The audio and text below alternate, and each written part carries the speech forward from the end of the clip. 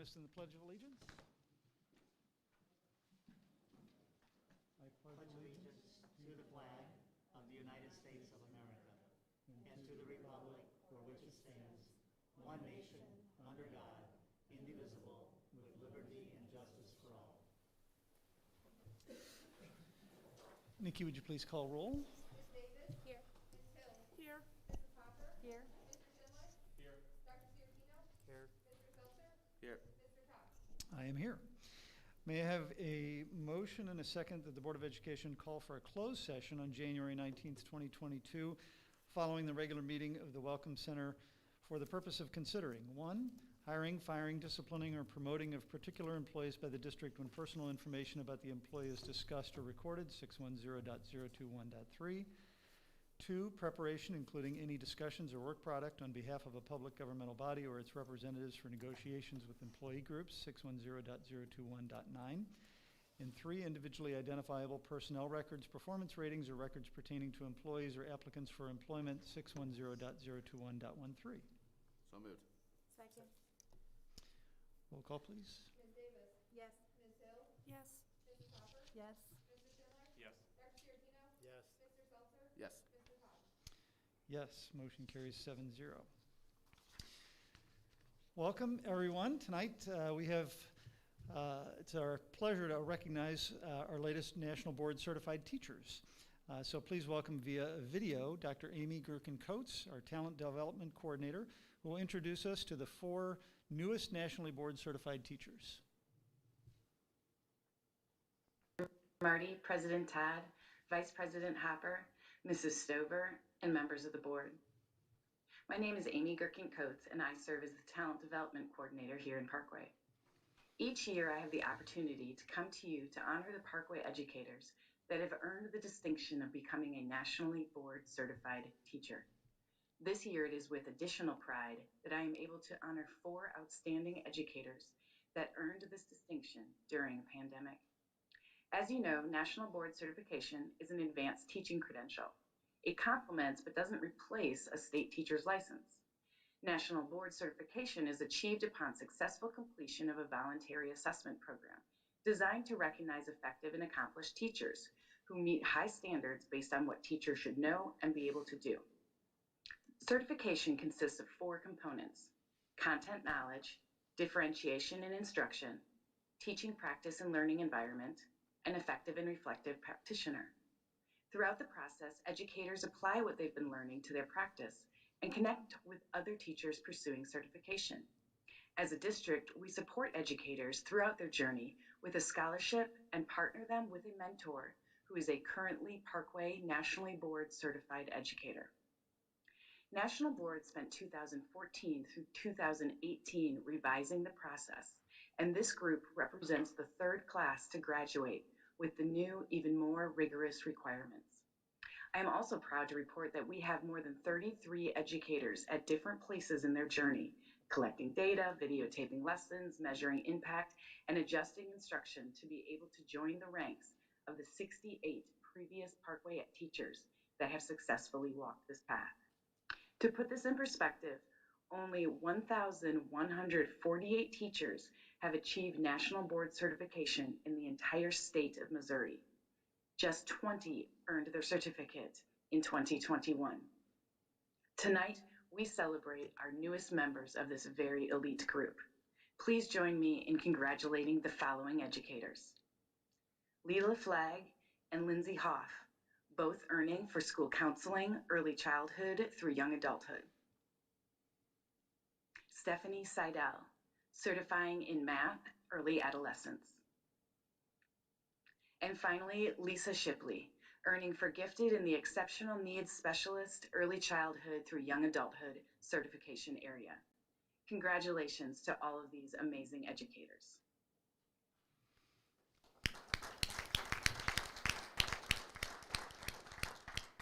Congratulations indeed to Leila Flagg, Lindsay Hoff, Stephanie Seidel, and Lisa Shipley. Thank you for joining us virtually for this special recognition.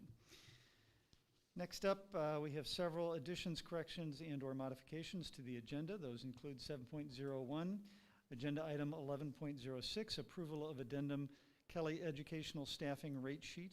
Temporary extended rate has been pulled from the agenda. And 7.02, addendum to agenda item 11.08, approval of personnel items. Next up, we have public comments. It's during this time that we provide an opportunity for citizen comments in an effort to maintain an open and respectful dialogue with our community. The public comment session is not the appropriate forum for addressing individually identifiable student and/or personnel matters. Therefore, due to privacy laws protecting students and employees, comments about these matters should not include personally identifiable information about particular students or employees. Members of the public, staff, and students are encouraged to utilize established policies and procedures for offering suggestions or addressing concerns and complaints prior to bringing the issue before the board. Please be mindful that the meetings of the board, including your statements at the podium, are broadcast and that you are responsible for any public comments you make. In lieu of a public statement, you may choose to submit your comments to the board in writing.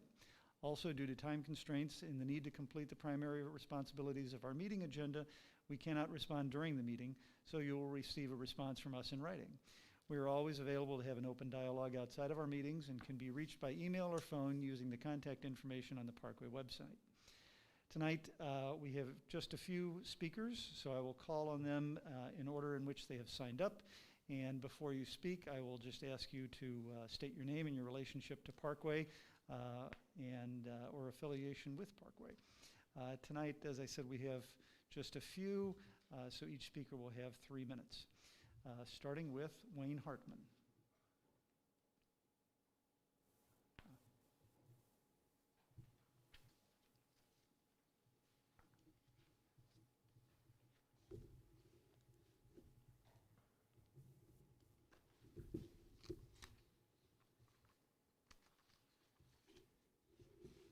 Okay, I'd like to talk about something that Ms. Hopper mentioned last week and had to do with transparency.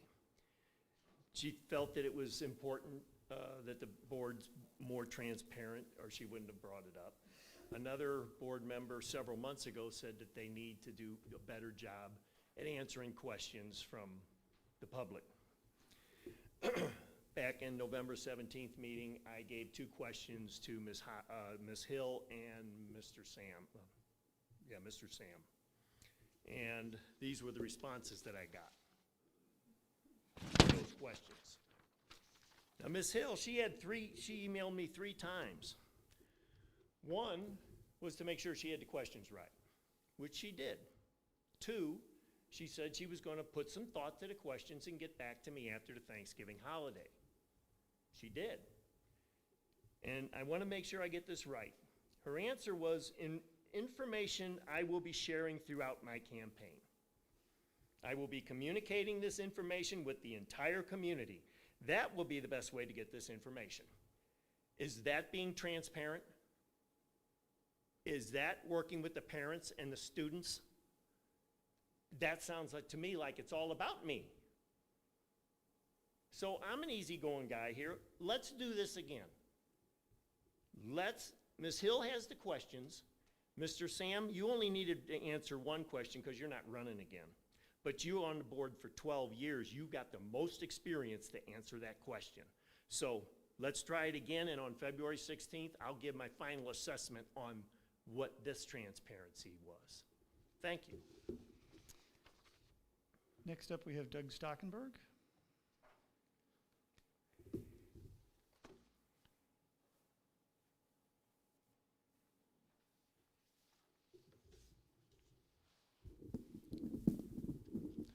Good evening. My name is Doug Stockenberg. I'm the parent of 2 parents in the Parkway School District and a voter and a taxpayer. Tonight, I'm here to discuss the psychological and emotional harm that you are continuing to inflict on our students by forcing them to wear these devices just so a few can hold on to a false sense of security. Mr. Todd, you said at the outset that you can't respond to questions now, and that's fine. But I would like a thoughtful, written answer to the following questions. Not a useless statement drafted by your attorneys. No, a real answer by this Board of Education. The mask policy that you instituted last week is your policy, not your attorney's policies, and so you need to defend that policy to the parents and students of this district without any legalese or vague nonsense. So my core question is this: how do each of you justify the continuing draconian enforcement of Parkway's mask policy, which forces students to wear these soggy, bacteria-ridden sponges 6 to 7 hours a day, every day, while all the rest of St. Louis County goes about their lives breathing freely, as I'm doing now, as they choose? Students see this horrible double standard every place they go in St. Louis County. Please explain this, because I don't get it, and neither do they. In your answer, please explain the constant fear campaign being waged on these students, which essentially tells them they must wear this device to save the human race. Meanwhile, the rest of the county and the world has moved on, and students know it. Our students should not be forced to carry that emotional and psychological burden any longer. Yes, many people still choose to wear a mask when they go out, but it's just that, their choice. Some businesses and public places indeed have signs saying masks are required, but virtually none of them actually enforce it, leaving people to freely decide as they should. So please explain why our students are denied that choice continually. Next, please explain why, if these masks are so effective and everybody's been wearing them, there's been a recent surge in cases over the past 2 weeks. Now, if your answer is that students and faculty are not wearing masks outside of school, that just makes my original point and begs my core question again. How can you possibly justify this horrible double standard? Finally, if you are convinced that your masks are so effective and yet they're no burden, then I would like to challenge each one of you to personally commit to wearing a mask every waking hour of your lives for as long as you continue to enforce students to wear these things. I'm talking about everywhere, all the time. Please let us know whether you'll make this commitment as a symbol of your solidarity to the students you command. We await your response. Next up is Rebecca Porter.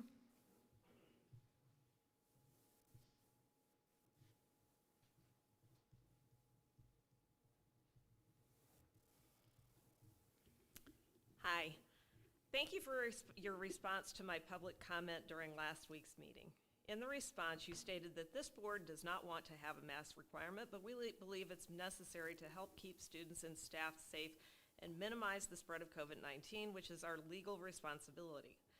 I'm asking the board to provide any proof that its masking requirement has minimized the spread of COVID-19. Per currently available data, at best there is no correlation between the two. In your response, you also stated that existing state statutes, which are largely definitional, grant boards general control and authorize them to make all the rules and regulations that are needed to govern their district. I do not disagree in any way with the statutes nor your interpretation. The disagreement comes in that while the board does have this authority, it exists only within the parameters of existing state law. On this, we disagree. Our state attorney general is also in disagreement with you and has declared that he will be filing a lawsuit this week. The board has stated that they've received guidance from public health officials. Specifically, which public health officials are providing guidance? Have you consulted with any certified industrial hygienists, engineers? If so, whom? Are you also utilizing any paid consultants? If so, whom? How much are we paying them? I have a couple of questions also regarding the dashboard. Your current thresholds are listed by zip code. We have several zip codes that transcend school districts, so this data is somewhat irrelevant. The state of Missouri makes the data available by school district. Could Parkway possibly make the data available in a more meaningful way? Additionally, the thresholds listed are not in keeping with the CDC. The health dashboard currently lists the red threshold as 25 or more cases per 100,000, while the CDC states a high level of transmission as 100 cases per 100,000. The data on the dashboard would be more clear and meaningful if we could make these changes. Per the CDC's new quarantine rules, people who have been ill should self-isolate for 5 days. The board has extended this update to staff only while continuing to exclude students for a full 10 days. I do not believe that this policy is fair to either staff or students. Students who are fully recovered within 5 days are forced to miss the full 10 days, while staff members who may not be fully recovered within 5 days may encounter pressure from other staff members or even parents to return prior to being fully up to the task.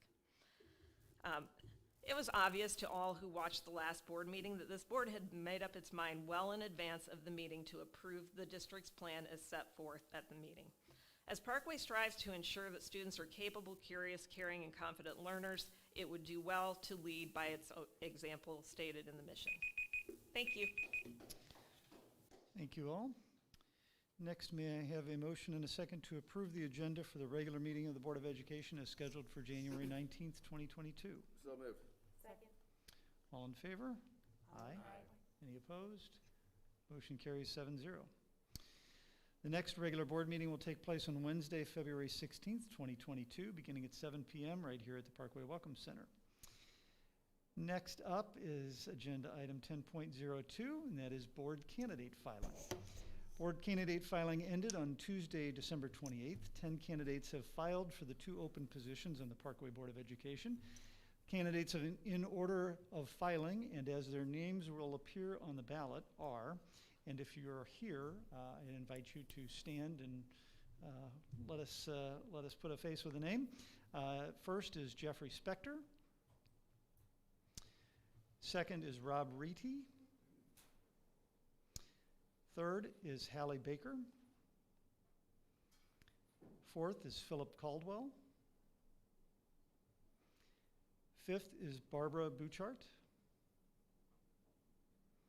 Sixth is Wayne Hartman.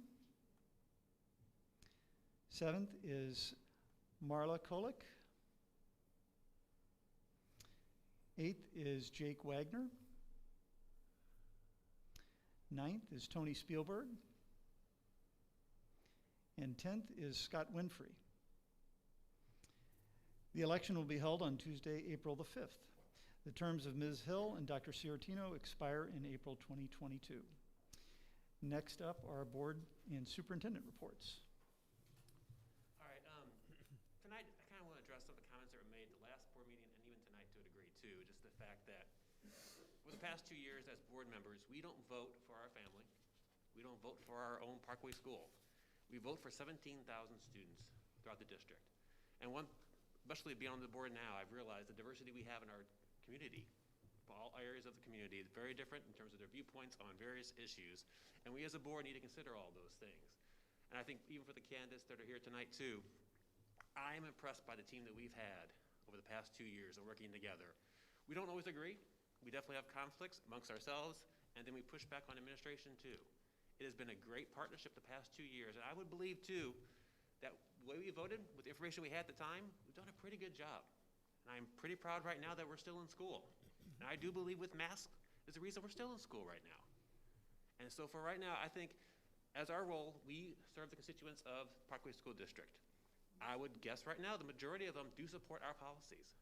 Not everybody's gonna agree with us, we completely understand that. But I think we all have the same goal. We all wanna have our kids in school, getting a good education, and back to whatever the new normal is gonna be as soon as possible. But as a board, we're reacting to the community around us and the world around us.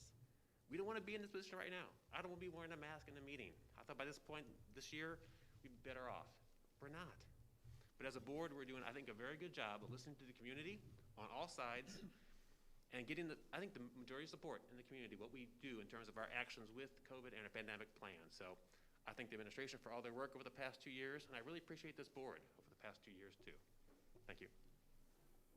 Thanks, Matt. I want to thank our teachers, our administrators, our nurses. You all are working so hard right now in an impossible situation where there are outside forces making it even more impossible. So first of all, just thank you. Thank you to our families in the district who are doing all they can to keep their kids in school, who are keeping kids home when they're sick, who are getting kids tested when they're sick. You know, we're not islands. We're all in this together. Our actions have effects on other people. I'm also going to do something tonight that I don't normally do. I don't appreciate my integrity being called into question with something that is untruthful. There was information left out of a speech earlier tonight. I offered a phone conversation with Mr. Hartman, and it was refused. I was not going to put all of that in writing when it was coming out later. And in case you didn't notice, I am no longer running. So that part of your comment no longer stands. This may be inappropriate for me to do this, but I'm not going to have my integrity questioned when information is left out. I left that information out. You don't have the floor right now. You do not have the floor right now, Mr. Hartman. Mr. Hartman, you do not have the floor. Mr. Hartman, you'll be escorted out of the building if you don't. Mr. Hartman, it is not your turn to speak. Mr. Hartman, it's not your turn to speak. I apologize for bringing that into our meeting.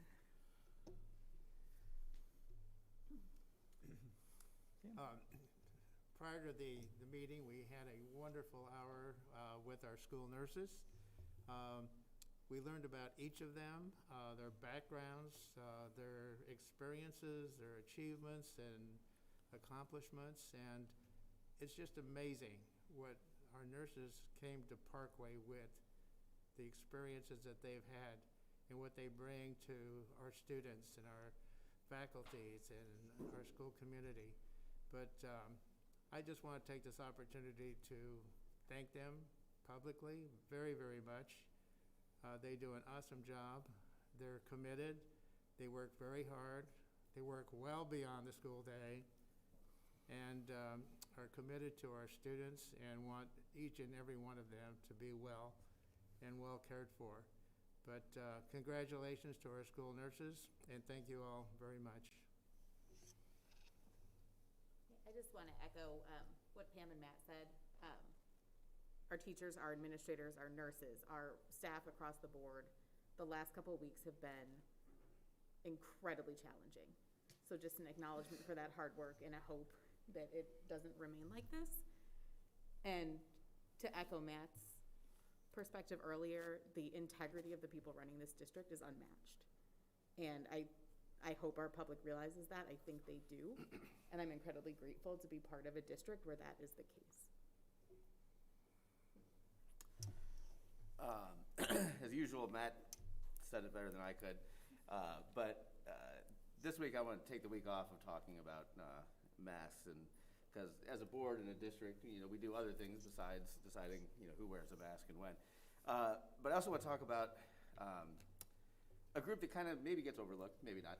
But when we talk about a district, we think about teachers, administrators, students, everybody. But sometimes we don't talk about bus drivers. And I'm a parent of young kids, and I know some of you are as well. And driving just your own kids around isn't always the easiest thing to do. And our bus drivers drive big groups of these kids around all the time. They got to keep them safe. They got to keep them from screaming or fighting or doing anything else, and all while driving a bus and making all the stops and getting the kids where they need to go. And so I just want to take my time this week to thank our district's bus drivers. Shout out to Mr. Bill and Mr. Sean, who have put up with my children over the years. Just let you know that you're appreciated by this district and this board. So, to the bus drivers. Well, it's hard to follow all of that. I agree with everybody.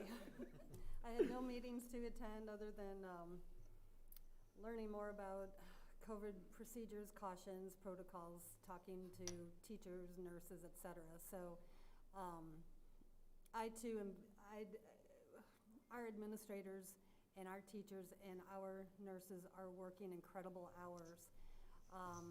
And in addition to everybody in their professional lives, us as board members, teachers, administrators, nurses, we all have our own families as well that are undergoing letters saying that we were a student that was in contact with another COVID positive, or our own family members have COVID, or our team members have COVID, and so I think I think we're all at almost at the brink at this point, but we're at the top of the hill, and we just need to keep hanging in there.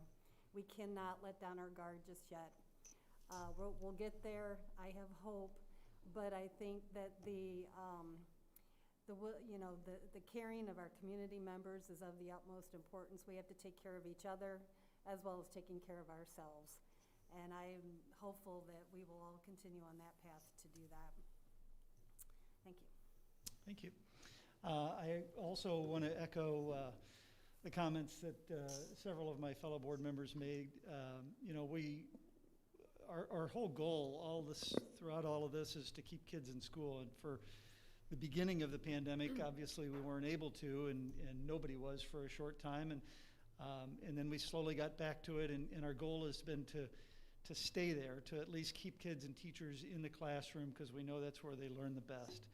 And my son is actually a substitute teacher in Springfield Public Schools down in Springfield, Missouri, the largest school district in the state. And at the end of last week, or maybe over the weekend, I'm not sure when, the board, their school board voted to return to a mask required status in their building. They had been optional since the beginning of the school year. And that was on Tuesday. They came back to school on Tuesday. And by Tuesday afternoon, less than a day of school, they had an emergency meeting and they closed school for the rest of the week. No teaching, no remote teaching, nothing. Because of the numbers of students they had out, the number of staff they had out, it went south very quickly. So that's what we're trying to avoid. I think we're doing a pretty good job. I think we've got a pretty good handle, thanks to our teachers and nurses, administrators, and that's all we're trying to do is keep things moving in the right direction. I think we're doing that. I will say we did have the only meeting I've really attended is a board candidate orientation meeting that we had last week. Debbie was on that with me, and it was nice to get together virtually with 5 or 6 of the board candidates and hear a little bit about them. And we're looking forward to an election in a few months and having a couple of new faces join the board. And we've got some great candidates out there, so we're looking forward to that. We'll certainly miss the 2 that are not going to be with us any longer, but we keep moving forward, as I said. So that's all I've got. Thank you, board members. I just want to, just for a moment, take us back to the National Board Certified Teachers we recognize tonight, and just really reinforce again the work that they've completed. As Amy mentioned, we have 68 board certified teachers in Parkway. That is a very, very rigorous multi-year program that the teachers go through. And the last point you saw was really, they spent a lot of time really reflecting on their teaching. These are experienced teachers. Many of them already have their master's degree, in some cases maybe their doctorate degree. One of those, Dr. Flagg has their doctorate. But they still take the time to really invest in learning about their craft and getting better and reflecting. And so we were very, very, very proud here in Parkway for the number of teachers. Amy mentioned that we have 33 that are working towards National Board certification. Sometimes it takes, they don't make it the first time, so they have to continually do work and tests to achieve that. So again, congratulations to our 4 new National Board Certified teachers. Sam mentioned we met with our nurses tonight. We have a couple of our nurses wave who are here, but thank you, Sam. I think that was a really wonderful communications lab, we called it, and they did highlight the backgrounds of our wonderful nursing staff who have done such marvelous work. And also want to mention that we are going to continually our work with Medley Clinic out of Cuba, Missouri. We're going to have a booster clinic for our staff and students 12 and older next Tuesday at Central High School from 3 to 7. And I know that has been promoted by the district, and we certainly hope that a lot of people will take advantage of that. We've been having a wonderful partnership with Medley, and they've done such a great work with both staff and students over the course of the last several months. Also, would just like to mention the Missouri State Legislature is in session. There are 232 bills in the legislature that have to do with education. Some of them are repetitive, but so we are watching very closely the legislature. Many of these bills do affect Parkway, and we're certainly, my administrative team in some fashion is following that legislation in Jefferson City.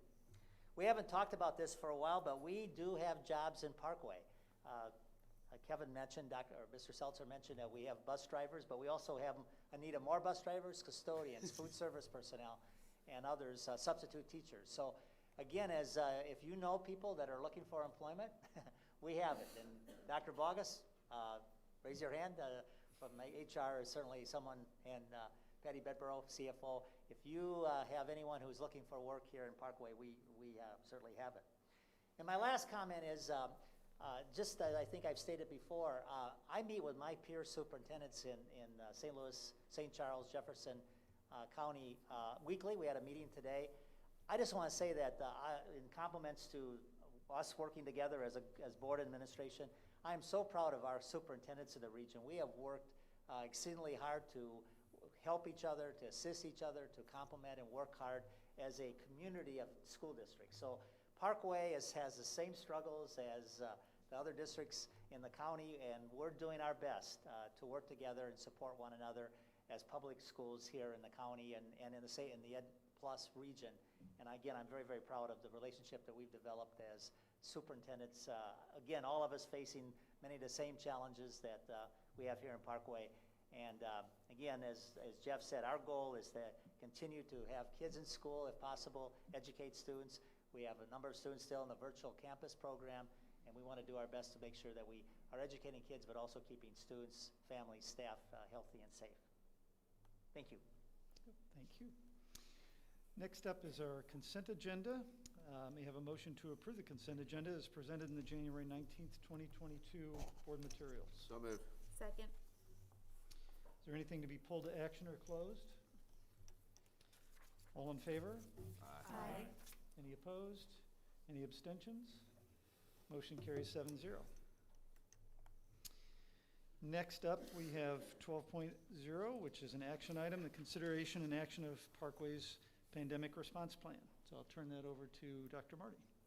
Yes, so as has been in our last several board meetings, starting on December 15th meeting we had, and also our special meeting we had last week, January 13th, we are asking you to approve our pandemic response plan. There were significant changes we brought to you in December, a few and a continuation of some work on January 13th. And tonight we are bringing you no changes, but want to give you the opportunity if you have any questions. Dr. Watson, who has been really kind of our coordinator and facilitator of a lot of the updates and work around our pandemic response plan, working with our team, and certainly our Director of Health Services is here to answer any questions. But as we're saying tonight, we're just confirming the pandemic response plan you approved last week. But if you have any questions, or Dr. Watson, if you have any further comments, we just want to provide that opportunity and continue the pandemic response plan as it has been brought to you previously. Thank you, Dr. Marty. I thought I'd just give you a little update on numbers. Yesterday, toward the close of the day, we had 326 students that were positive. This morning, we had 488 students that were positive. At 11:09, we had 510 students positive. At 6:43, we had 546 students positive. So we are seeing an increase. We are not back up to where we were last Tuesday at 717 or where we were last Wednesday, but we are seeing an increase this week. On Tuesday, staff, 52 positive, and currently 68. 5 more positive students, or staff today than yesterday. So just thought you would like to hear that update just based on our numbers. And the last thing I'd like to just say is on behalf of the employees of Parkway, we all thank you for your comments. The staff is working tirelessly. Every group, every employee group in our district is working hard, and your comments are greatly appreciated. So thank you. Any questions about the pandemic response plan? Anyone have any questions? Okay. Thank you very much. Thank you. So may I have a motion and a second that the Board of Education adopt the resolution regarding the 2021-2022 pandemic response plan as presented in the January 19th, 2022 board meeting materials. So moved. Second. Roll call, please, Nikki. Ms. Davis? Yes. Ms. Hill? Yes. Mrs. Hopper? Yes. Mr. Schindler? Yes. Dr. Sierra? Yes. Mr. Seltzer? Yes. Mr. Todd? Yes, motion carries 7-0. Next up, we have one of two work sessions. That is the preliminary budget assumptions, 2022, 2023, and beyond. So I'd like to welcome Brian Whittle, our Director of Finance, and Patty Bedborough, our CFO.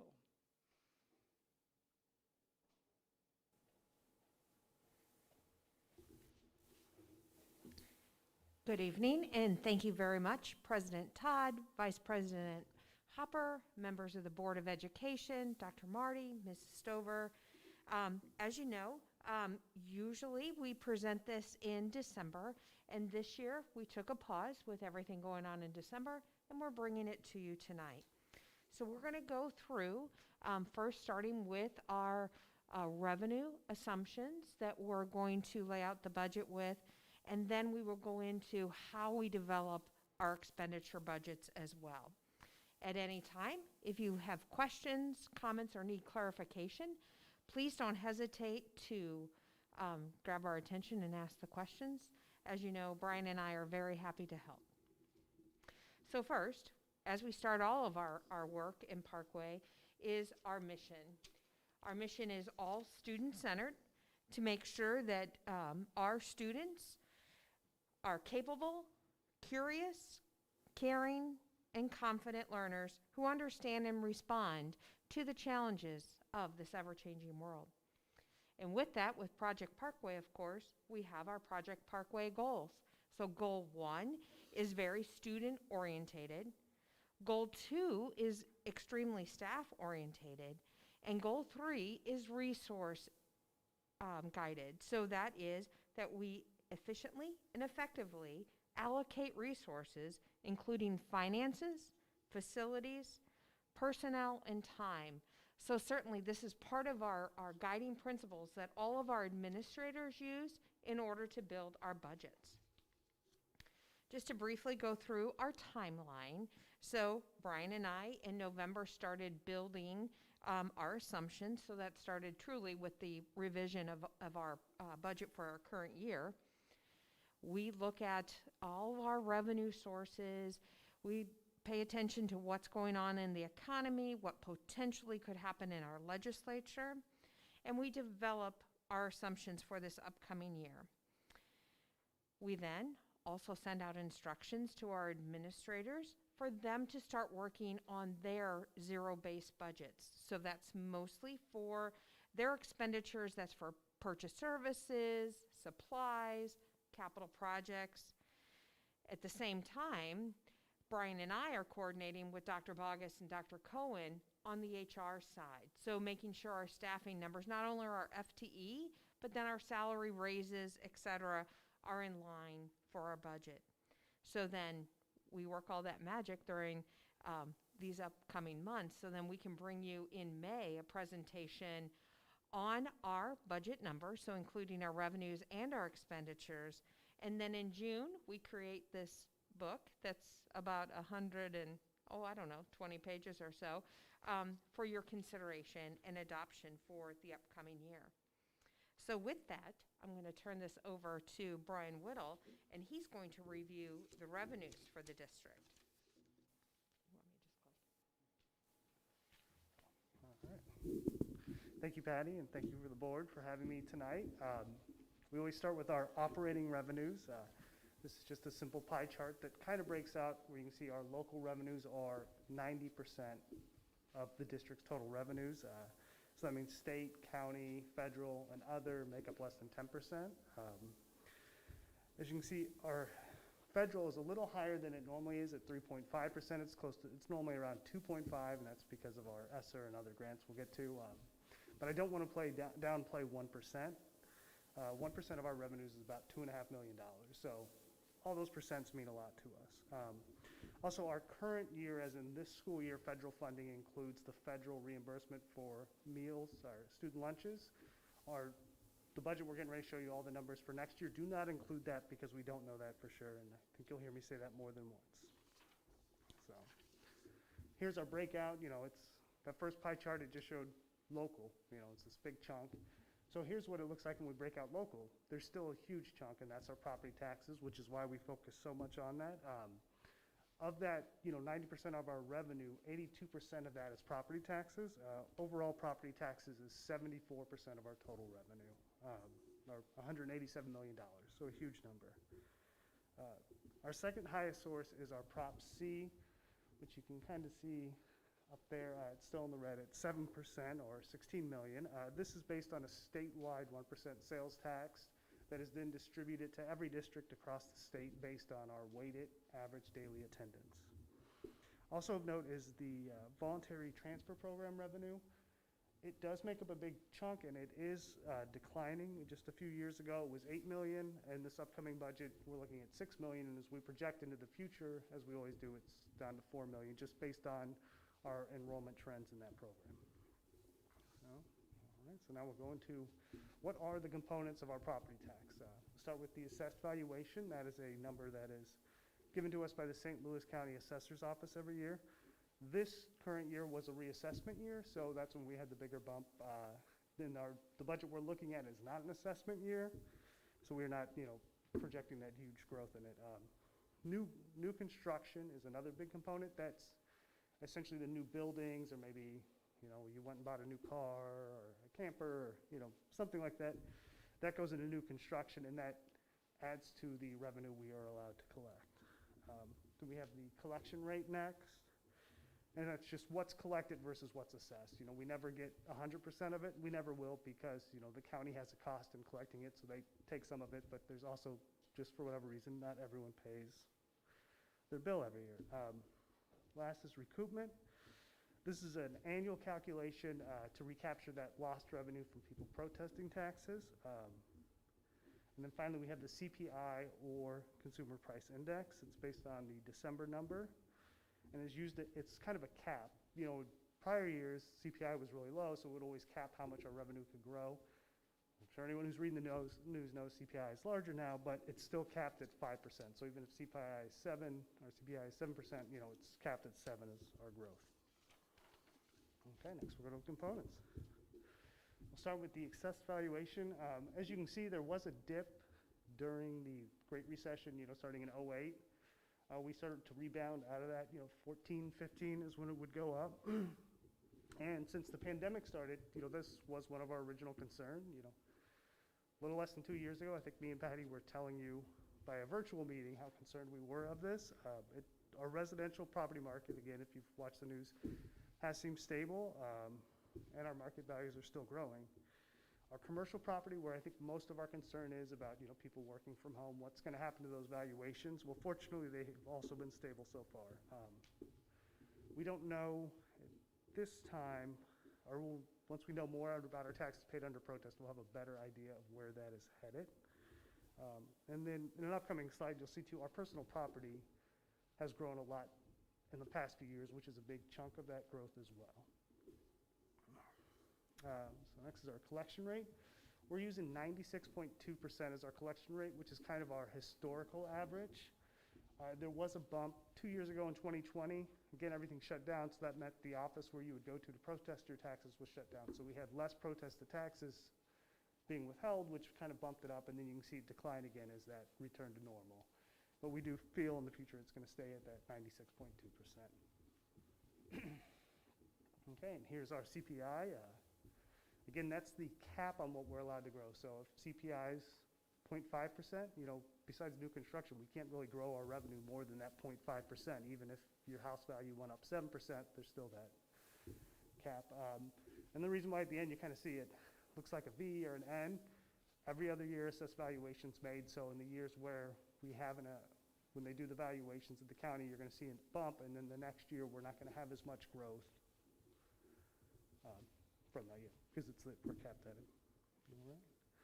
Finally, here is the new construction.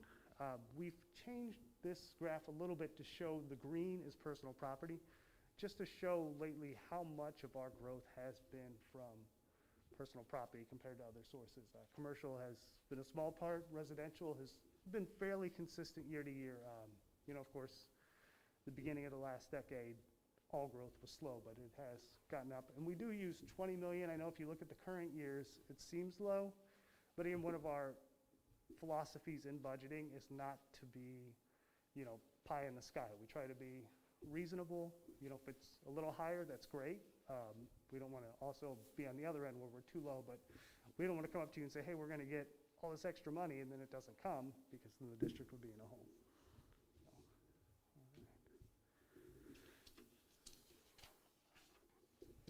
So and then here is our revenues in total, based, what we were last saying with the property taxes, that gets us to 187 million. Prop C, which is our second biggest source, that is based on an estimate from the state, which says they're going to give us $1,050 per weighted average daily attendance. And then we increase that by $5 a year. Some years we've had greater increases, but again, we don't want to say, hey, in 2025 it's going to go up $50 and then it doesn't, because we'd be in a hole again. You may notice that the state is beginning to decline slightly or not really grow anymore. That is just because of the slight enrollment dip. Most of our state revenue, again, is based on that weighted average daily attendance, or some are just based on the average daily attendance. So with enrollment going down a little bit, that revenue is going to flatline as well. And you also see federal is really high. The big ESSER grants or CARES Act grants are a big part of that. In 2025, they kind of run out, and that's when you'll really start to see that dip. You also see the dip because we don't know where the federal food reimbursement is going as well. So, and the importance of this number is we kind of look at that and say, hey, we need to grow our fund balance every year. We're going to have 253 million. So that's kind of where we start. We have everyone's zero-based budgeting, but if it comes in higher than that, we have to sharpen our pencils and go back.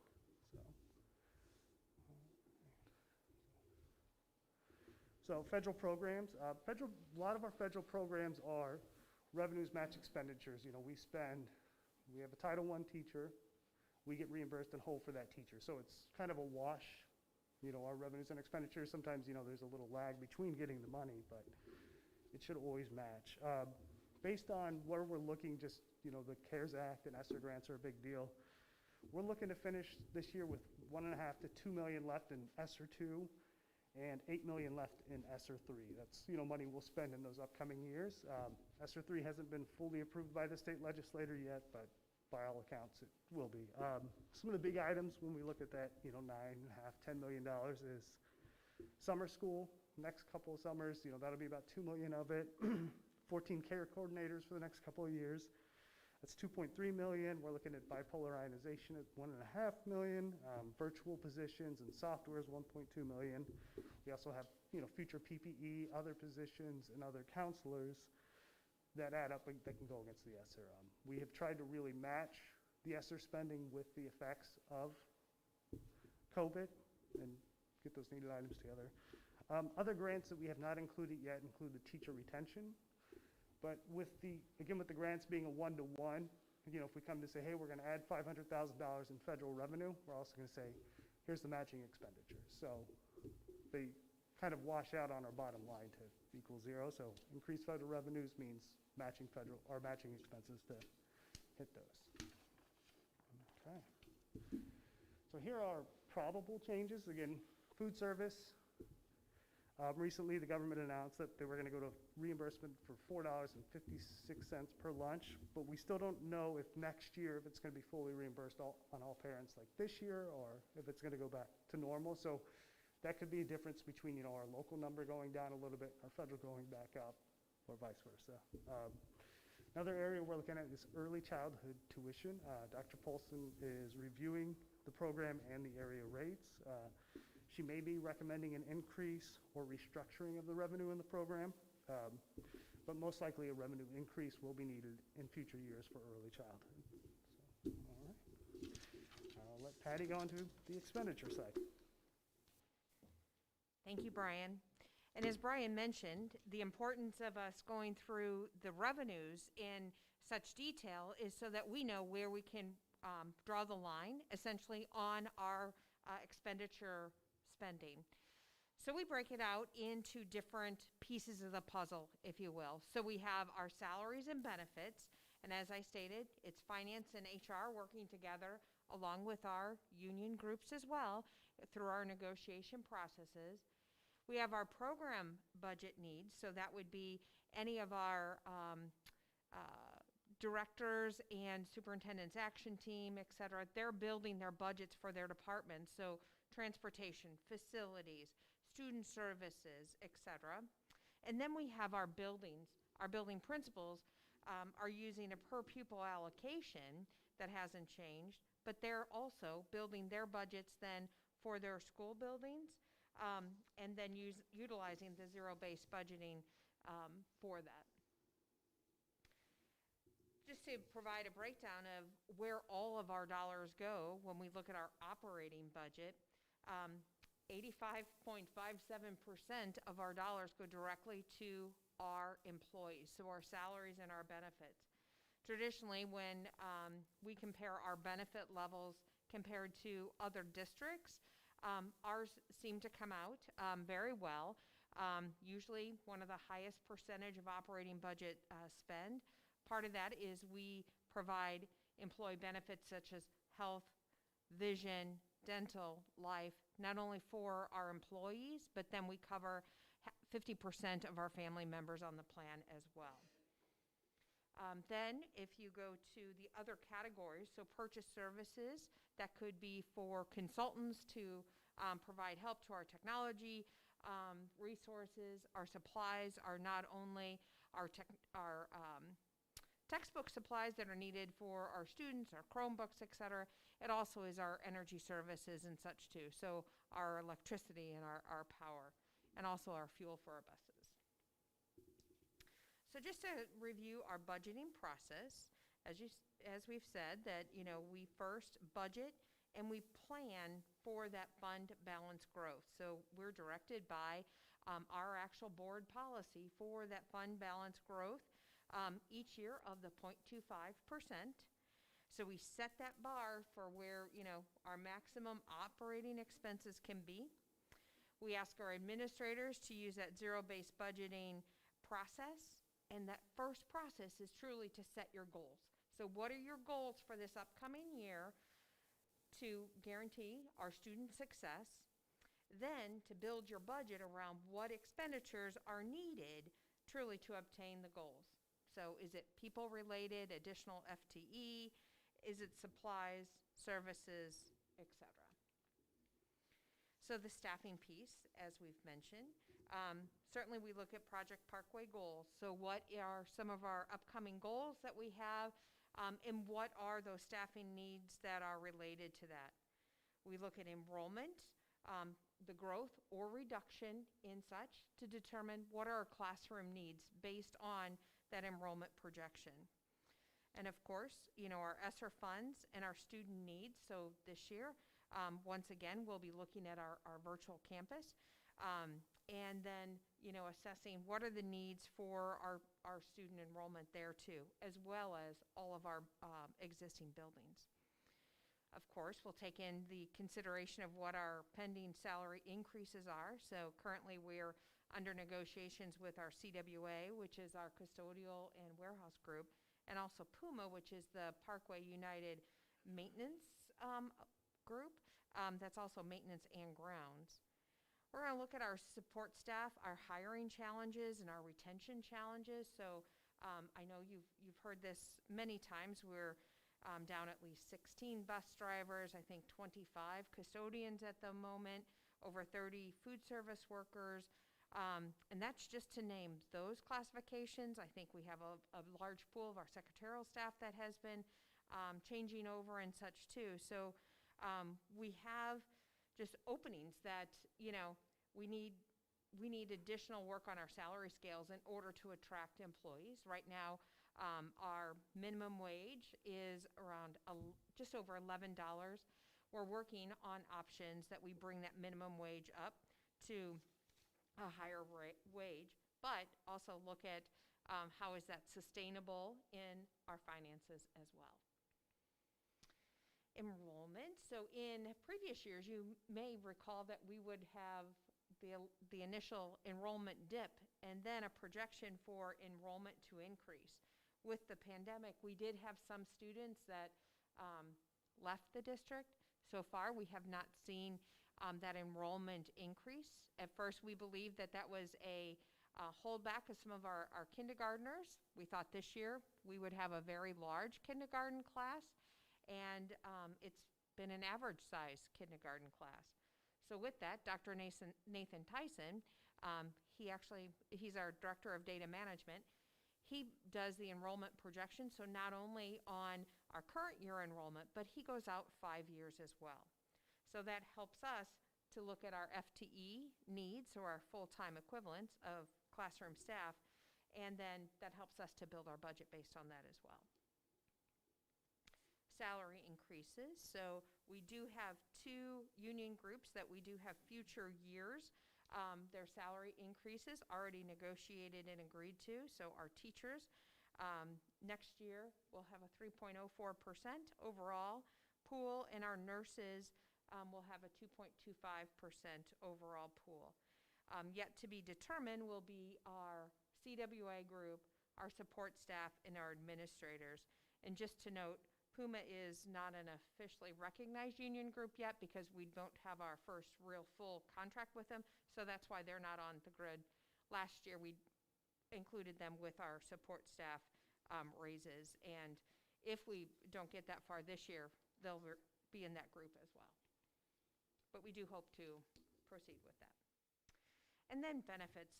As I mentioned, Parkway has a very rich benefit plan, but it's a very healthy benefit plan as well.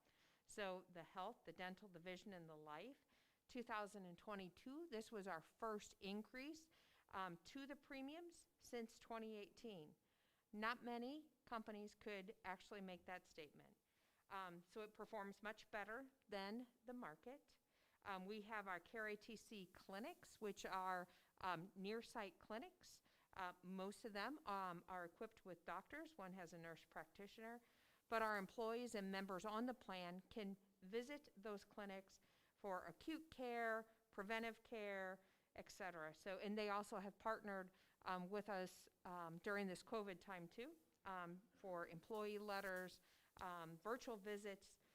They've become very nimble and really a great partner for us. We have a new pharmacy benefit manager, so we went through the whole bidding process, and we had been Express Scripts members for years upon years. And so starting January 1st, we started with CVS Caremark, so we're looking forward to that relationship as well. You may or may not know that we have an award-winning wellness program, so led by Leah Gonzalez, our coordinator of wellness. As you heard with our meeting with our nurses prior to this board meeting, many of our nurses are our wellness coordinators too, where we have building reps at each building for wellness, not only for staff wellness, but for student wellness as well. And then we have employee outreach and education as well. Another big component of our benefit package is our retirement. So our retirement is the state PSRS peer system. Our increase in our retirement benefits from this upcoming year versus this year is solely based on the percentage of the salaries that are increasing. The actual contribution rates are not changing. So with that, we can develop what is that bar, that final number that we need to hit in order to have our balanced budget or surplus budget. You may recall when Brian's number, he had a revenue amount of $253 million. So our total target that we're looking for total expenditures for next year will be the $248,067,857.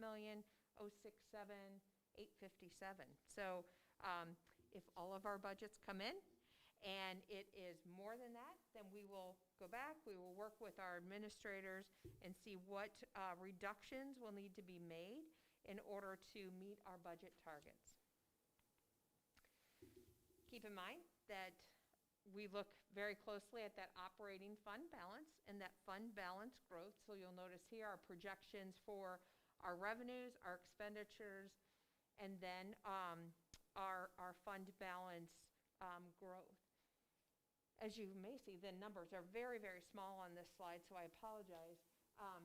By the end of next year, right now, we are projected to hit 30% in our operating fund balances. I mean, that is, that's a tremendous accomplishment. So part of that has been a benefit from the COVID funding that we have received. It's helped us to utilize some operating dollars and really helped to grow that fund balance. So I could say that we've been very responsible with our funding, that we haven't then gone out and just spent frivolously on other things. So we're funding for what we need. So one of the future conversations I would like to have with the board is a consideration of at what point in time do we possibly lower our fund balance growth policy, still having a fund balance growth, but perhaps lowering the amount of that percentage growth each year, so then we can give back, more to our student needs and our staff needs as well. And then this is, I will say, Dr. Marty's favorite slide. This truly tells the history of some of our trials and tribulations that we have gone through, and the whole reason why we have a fund balance growth policy.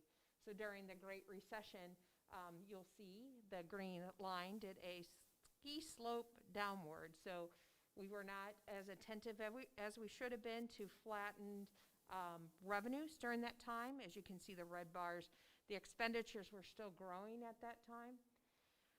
So what happened is our fund balances were depleted.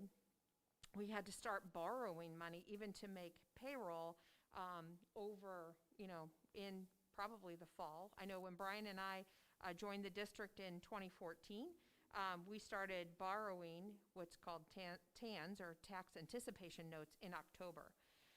I can say with a lot of pride that last year was, so not this past year, but the year before was our first year that we did not have to borrow. So it took a long time to climb out of that indebtedness, if you will. But truly it was, each and every employee, our union groups understanding, our budget, what some of our constraints were, certainly our administrators being excellent stewards of our finances as well. And that's where we are. We are in a good situation, but we also need to make sure that we don't go back into that same situation. So as Brian mentioned, when we make our estimates, we do try to estimate conservatively so that we are not overestimating our revenues in order to put us in a bad financial situation. Other items of importance, also part of our budget, not operating budget, but capital projects, is completion of our 2018 bond projects. This upcoming summer is going to be a huge summer. We had some projects that were delayed last year because of some permit questions, storm shelter requirements, et cetera. So this summer we'll have $38 million in construction that will need to be completed. So it will be a very, very busy year for construction. And then just looking at our future spending, debt service, and future planning. So of course our debt service fund is the fund that is used to pay for our general obligation bonds. So it's the bonds that are sold in order to fund our capital projects. The levy is based on our assessed valuation growth, our low interest rates, along with our AAA bond rating and some refinancing along the way. We believe we'll have room for a future bond issue right in the range of $265 million. So we've been building project lists, and we've been working with our Board of Education, of course, with that. So we'll beginning to engage the community, et cetera, in more of that planning as well. So putting all those funds together, so our operating funds, our debt service funds, our capital projects, and then our bond issue funds, you can see that this is an overcap of all of our fund balances. As we said, for next year, we predict that we will have an operating fund balance percentage of 30.55% as an ending. So certainly a very strong and fiscally sound budget that we're presenting here. So with that, do you have any questions? You, on behalf of the board, for explaining that in the way that only sometimes you can. It helps us really understand it, and we appreciate all the work that you and Brian and your team have put into that presentation and all the work to get to that point. I have a couple of quick questions. Just to recap, you were talking about as much of as a $265 million bond. That's a no tax increase, right? That is correct. That's what we're talking about. Okay. And then I'll do a couple of points. My favorite points obviously are reduction in debt service. I noted that, and the elimination of TANs. That's a huge testament to your team as well. So thank you. You mentioned voluntary transfer program and where that is headed. As those funds decrease, as the student enrollment in that program decreases, are the funds currently being expended proportionally to the students, or is there going to become a time where we're going to have to replace any of that revenue with from some other source? So right now, and as you could see from the chart too, we have that decline in enrollment. I meant to point that out, that most of that decline is due to the decline in our students that live in the city of St. Louis. Our residential population essentially has a flat growth line for the future years, or relatively flat. We receive just over $7,500 per student, so doesn't completely cover the cost of education for the average student, which I believe is a little bit over $13,000 for a Parkway student. So while, yes, we will see the reduction of that revenue, at this point in time, it is gradual. We should also see a decrease somewhat of our per pupil needs. So our staffing, et cetera, would also decline. So right now, we're not seeing, at least in our projections right now, that it causes a tremendous budgetary hole. One other thing to keep in mind when we talk about our property taxes, our residential rate still has a voluntary rollback on that tax rate as well. So right now, I believe it's about $7 million in reserved revenue, if you will, that we do not levy to our residential taxpayers. So we would, if we needed, we would have a source that we could consider. Okay, thank you. Anyone else? Benefits are, I think you said about 22% of our costs. How stable are those costs? Or are we seeing a lot of volatility? I know you said that this was the first increase, but what's our expectation for future years on that? Our future years are actually a low growth in the increases. Like I said, we have our medical, like if you break apart the medical and the pharmacy, our medical compared to our like same industry usually runs lower per month per member versus the aggregate.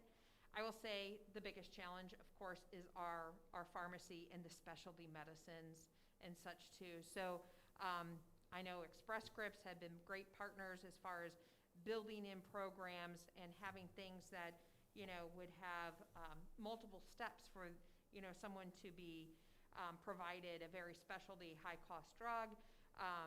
But of course, if it's a cancer drug, you know, you almost, you know, go directly to that. The other thing that we've seen is a lot of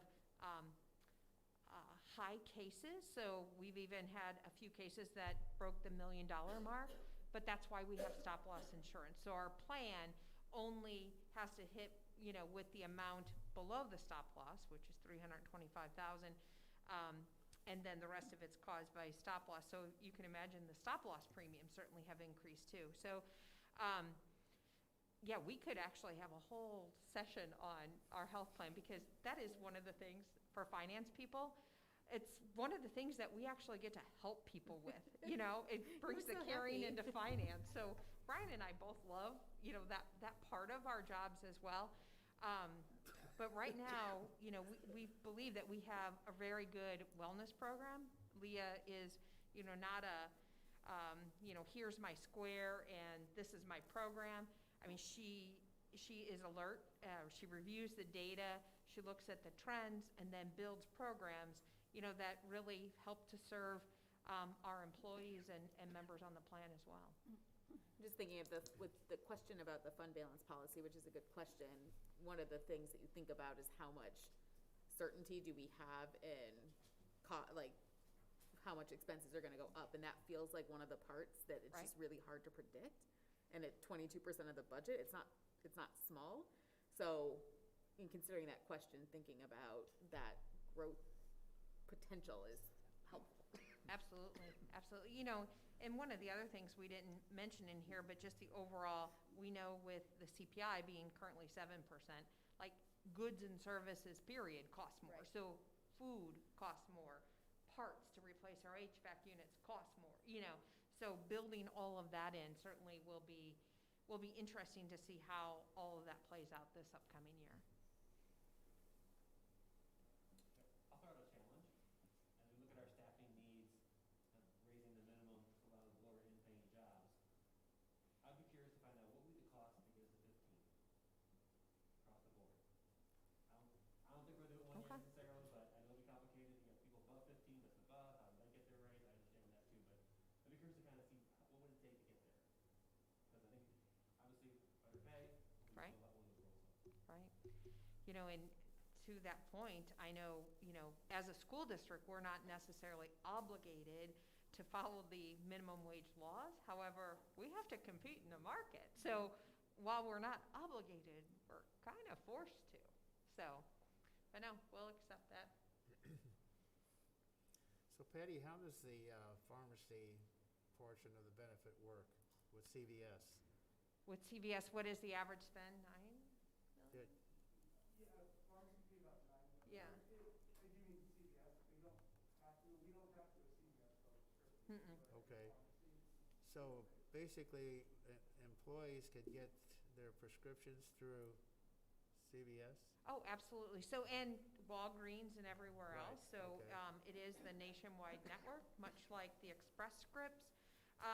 When we went through the whole bid process, the one thing that we saw was the potential savings, and we say potential, right, because it all depends on that drug mix for that upcoming year.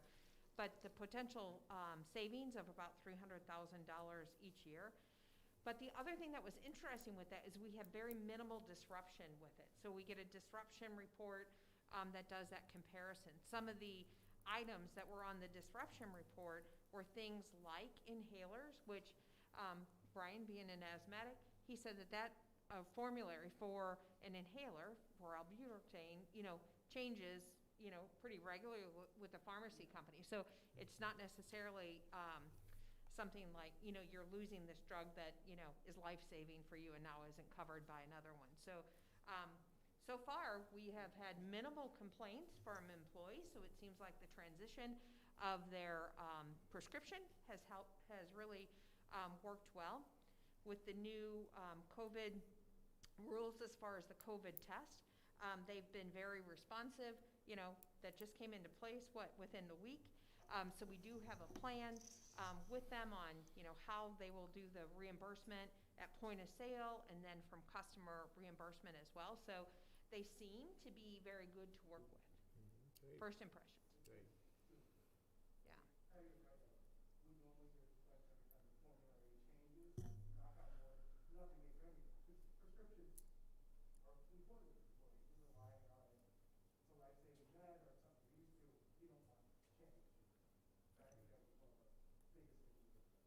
And we want the employee or the member on the plan that needs a medication, we want them to be able to obtain that medication on a regular basis because certainly they're on that for a reason. So we want them to remain healthy as possible too. Thank you. Patty, I'll ask a question about the fund balance. Is there like an industry standard, if you will, for educational institutions as to what, how to project what that fund balance should be? I know with different areas, you would, what am I trying to say? Different areas would recommend a fund balance at a different percent or 6 months of expenses, et cetera. So for us here where we're at, is there an industry standard that we should be looking at? Are we doing better or worse? And because you certainly don't want to exceed it unnecessarily, but at the same time be protective so that as emergencies arise or whatnot, that we can get ourselves out of problems if necessary. Absolutely. So you bring up an excellent question. So we rely heavily on our local income. So our majority of our funds come in December and January each year. So we don't receive enough from the state that pays for our payroll on a monthly basis. So for us, I would recommend a higher fund balance, so close to this, 30%, perhaps a little bit more for comfort. And then, so my previous school district, which was pretty much 40% local, 40% state funding. They had much higher federal funding as well, but so they had higher monthly payments from the state. They could live year-round without borrowing cash. Even in the single-digit fund balance was not healthy. We brought them up to over 20%, but that in itself, they were very comfortable at 20%. At 20%, we were borrowing money. Okay.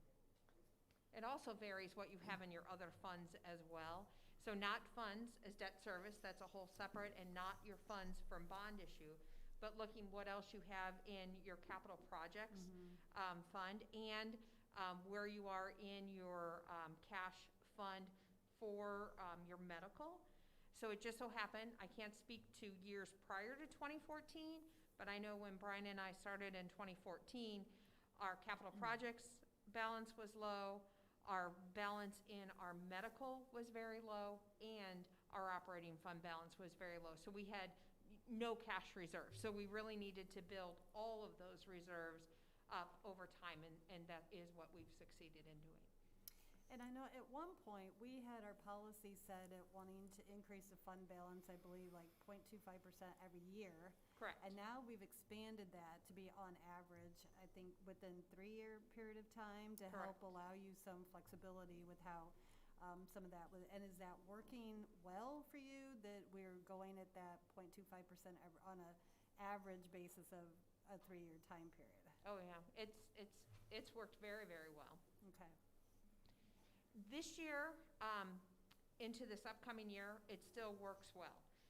What we worry about is what those future years, not knowing the increase in supplies and salaries that we will, have to, to make in order to have, employees and to retain employees as well. So, we will have, a few challenges along the way, but, we have an excellent team that, we really work well together and, try and solve problems too.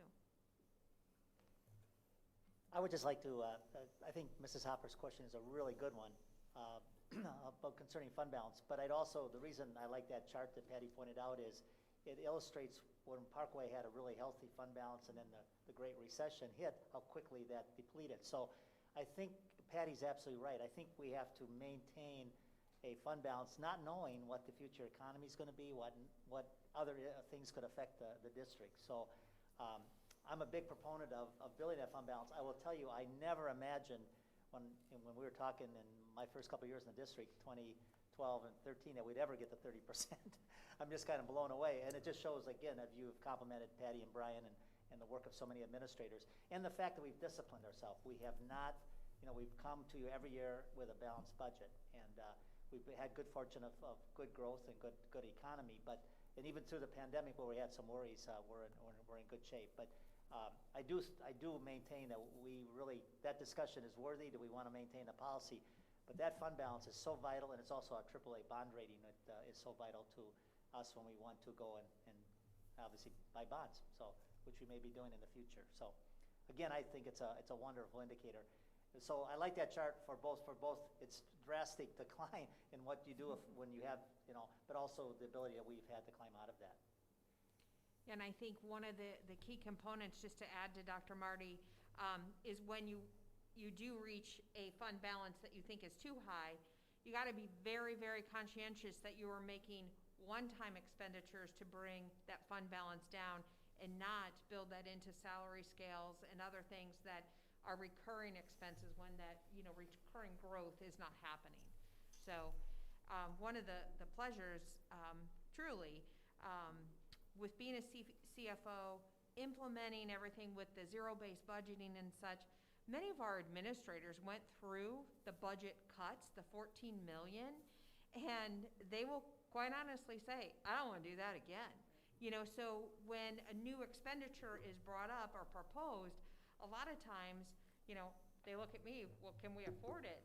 Well, my question usually is, what do you want to give up in order to do this? Because sometimes it's about, as Dr. Beckner says, trades, not wins, but it is about, we need to assess programs that we have, long time established, are those still needed, in order to afford this new program. And our administrators have done a wonderful job with that. To your point, Patty, we still, even, and that's because those of us that lived through that $14 million deficit, we still evaluate every position, 6, 7, 8 years later now, to whether we should replace personnel. So we still are kind of disciplining ourselves around, we do not want to go back to those years. Right? I mean, I myself lost a director this year. Not really lost, like he didn't pass away, he left. Patty, not to prolong, but can you real quickly just, you use a term so much tonight, you had it described up there, but one of the things that you've brought to the district, and it's now pretty much across all, I think it is across all zero-based budgeting. What is the contrast to zero-based budgeting? Why have you been such a proponent of zero-based budgeting? So I think there's different mindsets, right, with budgeting. So some of it, let's just say in comparison, it might have been a per department allocation. So you're the science department, you get $2,000 each year. You're the art department, you get $3,000. But I need to buy this kiln. Well, that's $5,000. I don't have enough in my budget. Where do I do? How do I get that money?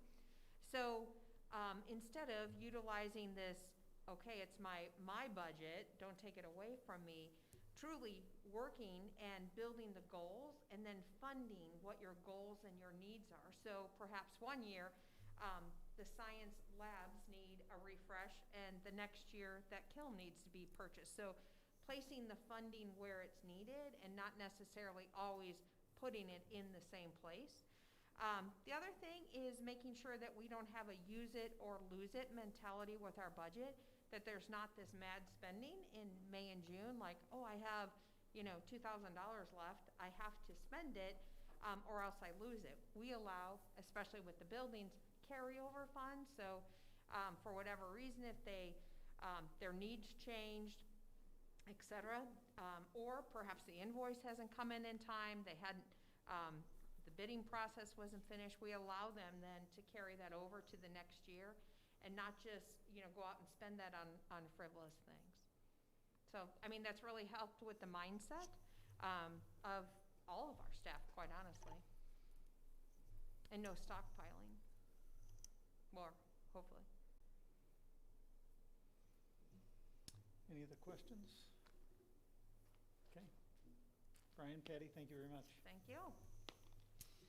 Next up, we have a work session on the 2023-2024 proposed academic calendar. So I'd like to introduce Dr. Michael Bogus, our Chief Human Resources Officer. I was told to raise the microphone. Is that better? Perfect. Good evening, President Todd, Vice President Hopper, members of the board, Dr. Marty, Mrs. Stover. I'm excited to present this evening to you the 2023-2024 academic calendar. It's always difficult to follow budget assumptions, but I'll do my best. The district calendar committee is comprised of teachers and administrators from all levels, as well as members from the Human Resources Department, TLA Department, and Communications Department. To begin, will you advance? Thank you. To begin, this proposal meets the PNEA agreement of 191 teacher workdays, as well as 177 student contact days. At this time, Our scheduled academic hours are over the state minimum requirement of 1,044. High school hours would be 1,090.5056, with 46.5056 additional hours over the state minimum. Elementary and middle school hours would be 1,105.1724 hours, with 61.1724 hours over the state minimum. I added 4 decimal points just to follow the budget assumption. Per DESI guidelines, 36 hours of make-up snow days are required for us to build into our calendar. During this school year, the 21-22 school year, the district announced that our school community would intend to take the first 3 snow days as true no school snow days, in effort to allow our students and staff to enjoy time with their families and decompress. After these 3 snow days, the district would utilize our submitted and approved AMI to the state, the alternative method of instructions, and conduct virtual learning if needed. One other item to note, June 19th is now recognized as a federal holiday. Parkway will begin observing this holiday annually as a no school day during summer school and a no work paid day for 12-month employees. If this holiday falls on a Sunday, observation will take place on the Monday after. If it falls on a Saturday, the observation would occur the Friday prior. So now making reference to the slides, records days and early release days are a part of our agreement with the teachers. Displayed on the screen highlights our records days. Per the P&E agreement, half-day records days are built into quarters 1 and 3. And so you'll notice that on the top 2 calendar items, October 27th and March 28th. I would want you to note the March 28th day. That ends our 3rd quarter. It is the week after spring break, and then it falls on to a March 29th, which is Good Friday. The calendar committee spent a lot of time trying to find options to this, but keeping our spring break the week of the 18th mirrors the other school districts that we share our teaching staff with, and so we felt it was the best option that we could provide, as it mirrors a lot of the other school districts around our area, again, for that day of March 29th.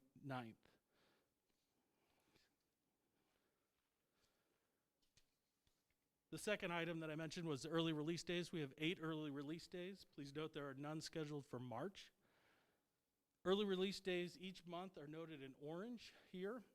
And while most of them fall on a Wednesday, we do have a couple of exceptions. Those are October, February, and April are linked to a Thursday to an already existing day off for students. So for example, our October day is linked with our fall break. February is linked to President's Day, and April is already linked to a day off we have on April 19th. We get parent feedback from our communications department, from parents regarding these dates, and we follow those recommendations that we get from them. This also mirrors our current schedule and next year's schedule. Another goal of the calendar committee is to remain balanced by quarter and by semester. And so this slide shows that first semester has 89 calendar days, 47 in first quarter, 42 in second quarter, and 88 days second semester, 46 in third quarter, 42 in fourth quarter. Again, bringing us to the 177 contact student days.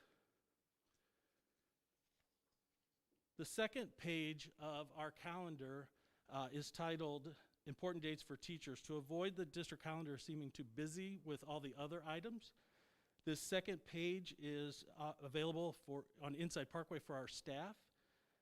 To assist staff, 2 links are added at the bottom. One, it directs all staff members to the 2023-2024 work calendars, which are separated by classification, to allow employees to see their contracted work days, contracted paid holidays, and unpaid work days. And the second link on the bottom is to the 2023-2024 professional development calendar. So I appreciate your attention and offer any answers to questions you may have.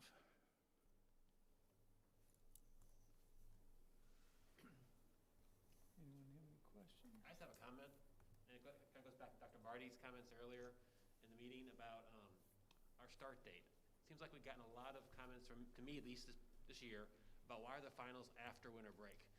And it goes back to Jefferson City, that they made a decision 2 years ago to control local schools' choice of when they start school. So we were forced to follow this calendar now, where our first semester ends after winter break, where before we didn't have that. I think it's a very clear distinction that Jefferson City is influencing our education, and they made the change not for educational purposes, for special interest too. So it pains me to see this, and for my kids too, to have their finals after winter break. It'd be great to get back to that previous schedule. Matt, that was the one thing that occurred to me too, is you just see that break and then that week, and it's just, not that there's anything we could do to change that and keep that balance, but it's just disappointing. Dr. Bogus, on this proposed calendar, though, it looks like if you go back to the previous slide, we're actually done without going into June. Is that correct? In 24? Did I see that right? We are finished last day of school the 30th of May. Yeah, yeah. Because that has been to Mr. Schindler's question or comment. You know, I think when we got into the state law that we couldn't start until, 2 weeks before Labor Day, there was a lot of controversy about going after Memorial Day.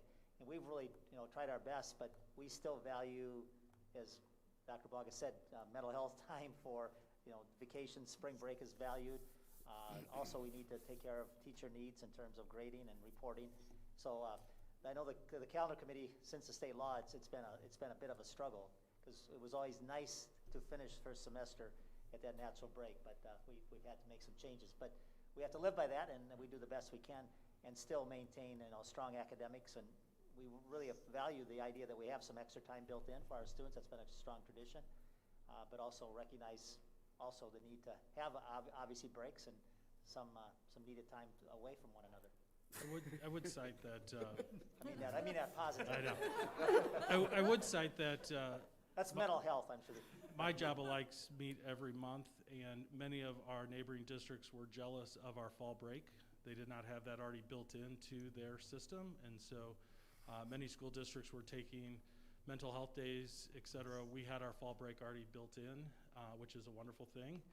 Again, as you notice, this is the 23-24 calendar, and so we were well ahead of our time when we put together this calendar 2 years prior, before COVID, to anticipate just kind of that need and keeping that in. That causes a little bit of that push, if you will. There's just no way we can finish first semester before winter break.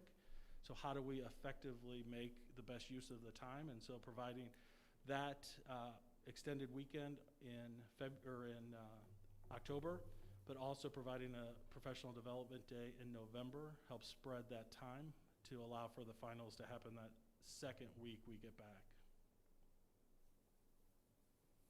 And since we just went through this, are teachers finding that they have enough time to get kids back on track of, from the winter break and getting them back into that mode to take finals and prepare? To honestly answer that question, this would not be the year of that. And the reason I say that, there's so many students that are absent, and so our teaching staff, I spent a lot of time with Pat McPartland talking about that. Our teaching staff are making up lessons and getting kids caught up during their absences, and so to come back after winter break to what we came back with, absenteeism of our students and our staff, has been a challenging month so far for everyone. And so I don't think it's a good barometer this year. I know last year we did have some of those conversations regarding prior years before the pandemic, and our high school representatives on the committee did not share the concern with that. Would love to have, to Matt's point, to have it before winter break, but there's just no way we can feasibly do that with the start date that's been prescribed by the state. And you're not asking us to vote on anything tonight, right? This is just a work session. Okay. Next month you will take it to an action item. Okay. Michael, I Yes. know, I have learned over the years how many people are involved in participating in this, and, I mean, it takes you a year to try to work through all the details of this. So thank you for all of that. The question that I have is something that came up this year, that some school districts, this year in particular, were moving toward taking that entire year of Thanksgiving off as a vacation. And it mainly was to just give people a mental break time, but our calendar had already been set, because we set these 2 years ahead of time, so it was not in the best interest to change that so quickly on the fly. But was there any discussion about thinking of doing that in the future for this calendar in particular by any chance? And So I'll tackle that question with a couple of answers. One, the week of Thanksgiving that a lot of school districts were taking off as mental health or needing breaks, we had just come out of our fall break. And so just this year, but were there conversations between PNEA and other groups with Superintendent's Action Team? Yes. We have spent a lot of time, Dr. Watson has led those conversations with others regarding how to reduce stress amongst our staff, and looking at what is the net gain over a long haul. And so we've spent time even today with PNEA talking about, second semester, what that would look like to reduce stress. It was kind of discussed regarding this school year that we had just come out of the fall break, not having enough time to present to families that change that would affect them on a day-to-day basis for that. And so we did not make that call on a quick snap judgment regarding that, because we felt really comfortable about what we had just exited out of the fall break and what we were planning and coming together regarding second semester. The second part, we did not do that for this calendar because we also were talking with the teachers regarding the fall break and where that falls, of it being in October and trying to space out the time to where there's not long runs of many consecutive weeks without a break. And so having that in October, but again, looking at the April 19th date of second semester allows for a small break in the second semester. As a middle school principal for so many years, the long haul between the end of spring break to the end of the school year is tough for students and staff without a break. And so I will say that having those dates are nice in the calendar to provide a break. To your first question regarding the calendar committee, for many years I've been in the district since 2001. I didn't join the calendar committee till taking this job. I didn't know who they were. I thought they should all have t-shirts, but what we find is no one really wants to be labeled necessarily in the calendar committee because you're really making a lot of decisions. But I do share pride in those individuals who do go back to their departments and their schools to talk through decisions before we make them. So we have input not just from the committees, but other teachers, administrators, departments, and so it's a collective conversation, even though there might only be 15 to 20 of us on the committee. We do get input from a lot of different stakeholders. Well, thank you. It's a huge endeavor. Okay, thank you very much, Dr. Thank Bias. you. Next, may I have a motion and a second to adjourn the regular meeting? So moved. Second. All in favor? Aye. Any opposed? Motion carries 7-0.